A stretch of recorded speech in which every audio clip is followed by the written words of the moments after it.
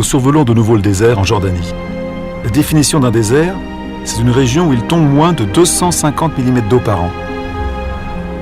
Dans ces espaces où il fait très chaud, toute l'eau qui tombe s'évapore.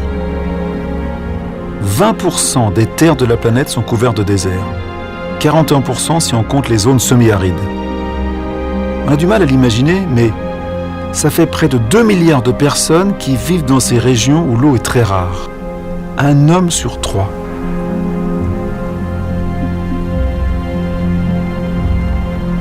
Me voici dans un des plus beaux déserts du monde. Nous sommes à Wadi Ram, au sud de la Jordanie.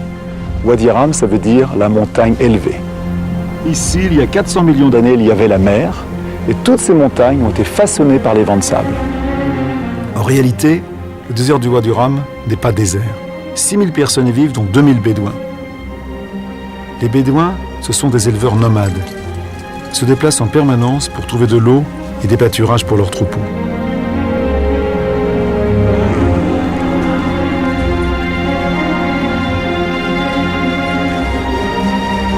Dans les déserts où l'agriculture est impossible, on continue à vivre de cette façon, sous la tente et en se déplaçant de point d'eau en point d'eau. Salam alaikum. Alaykoum salam, bien. Kaif halak? Tamam. Quand vous trouvez une mare d'eau dans la montagne, comment vous savez que cette eau, vous pouvez la boire ou pas, qu'elle ne va pas rendre malade vos enfants ou vous-même? Ce qui compte, c'est la qualité du rocher et du sable à travers lesquels l'eau est filtrée. En fait, on sait qu'elle est purifiée par tout ce qui est minéral. Et c'est cela qui fait qu'elle est bonne à boire. Dans le désert, je peux voir tout de suite que l'eau de la mare est saine lorsqu'il n'y a pas de mauvaises herbes ni d'insectes qui s'y développent. Quelle est la qualité de l'eau qu'on trouve dans le désert? Est-ce que la qualité a changé? C'est toujours la même? Aujourd'hui, on souffre davantage de la sécheresse. Mais l'eau, elle, n'est pas moins bonne parce que c'est de l'eau de pluie et que nous sommes dans une région où il n'y a pas de pollution. Ici, l'eau est très pure et toujours aussi bonne à boire. Est-ce qu'il y a des sources qui appartiennent à des familles ou est-ce que l'eau est partagée entre vous tous? L'eau n'est pas considérée comme une propriété privée. Il y a des sources pour lesquelles on sait que certaines familles ont fait des travaux pour rendre leur accès plus facile. Mais dans le désert, personne ne peut se permettre d'être l'unique détenteur de l'eau. Son accès est ouvert à tous ceux qui veulent boire ou faire boire leurs troupeaux. Est-ce qu'il y a un message que vous voudriez donner à nous occidentaux qui gâchons beaucoup d'eau? Ma vie dans le désert m'a donné l'occasion d'être très économe en eau. Quand je prends une douche, j'ouvre le robinet, je le referme tout de suite, je me savonne et puis je me rince très vite pour ne rien gâcher. Je pense que l'eau est vraiment un don de Dieu et que l'homme doit être vraiment respectueux avec les dons de Dieu.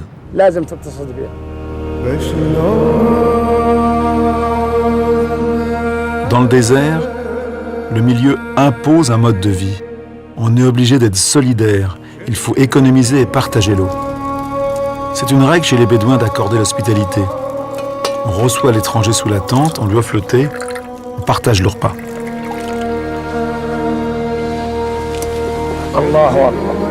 C'est fou ce qu'un désert peut abriter comme vie animale et végétale.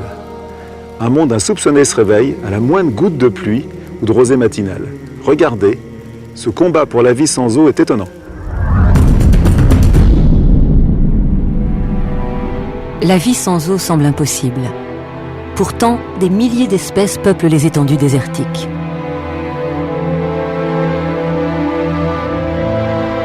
Ces terres arides, très différentes, portent toutes le même nom, désert.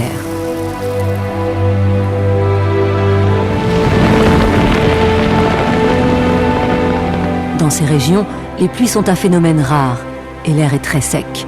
La température monte jusqu'à 50 degrés. Comment vivre avec si peu d'eau? Avant tout, il faut en récolter le plus possible. Pour les plantes, l'unique chance de capturer l'humidité est de profiter de la rosée, à l'aube.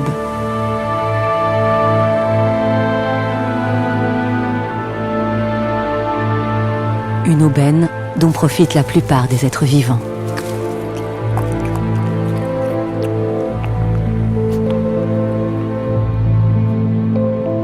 Technique plus efficace, d'autres récoltent directement l'eau portée par la brume. Elle se condense progressivement le long de leur corps et glisse jusqu'à leur gueule.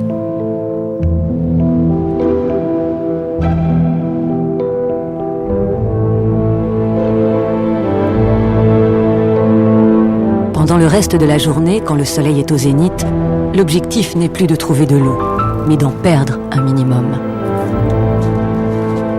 La couleur prend alors toute son importance. Les tons clairs réfléchissent le rayonnement solaire et font baisser la température de la peau.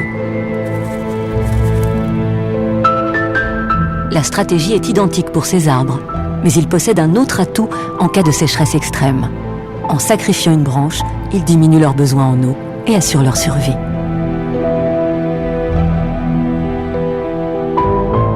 La plupart des plantes ont limité le nombre et la taille de leurs feuilles pour économiser le précieux liquide. De plus, elles ont développé des capacités de stockage phénoménales. Ces cactus peuvent contenir en réserve des centaines de litres d'eau. Accumuler l'humidité est vital. Encore faut-il limiter au minimum le gaspillage. Les plus chanceux disposent d'une adaptation surprenante. Avec un corps aplati, il est possible de ne s'exposer qu'à moitié aux rayons du soleil. À l'abri, l'autre moitié se refroidit rapidement. Lorsque la température au sol est de 70 degrés, il faut minimiser le contact avec le sable brûlant.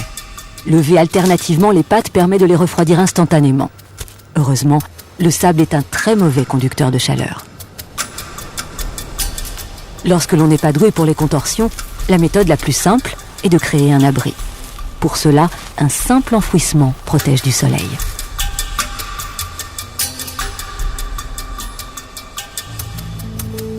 Pour que la vie reprenne, il suffit alors d'attendre que le soleil disparaisse.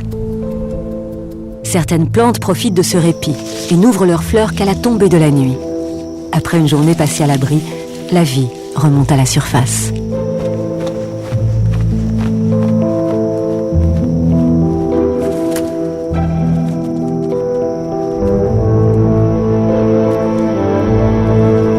Pour les prédateurs, c'est une chance de s'alimenter et de récupérer l'eau contenue dans leur proie. La vie dans les déserts est précaire. Aujourd'hui, elle ne tient plus qu'à un fil. Que la sécheresse s'accentue et elle disparaîtra.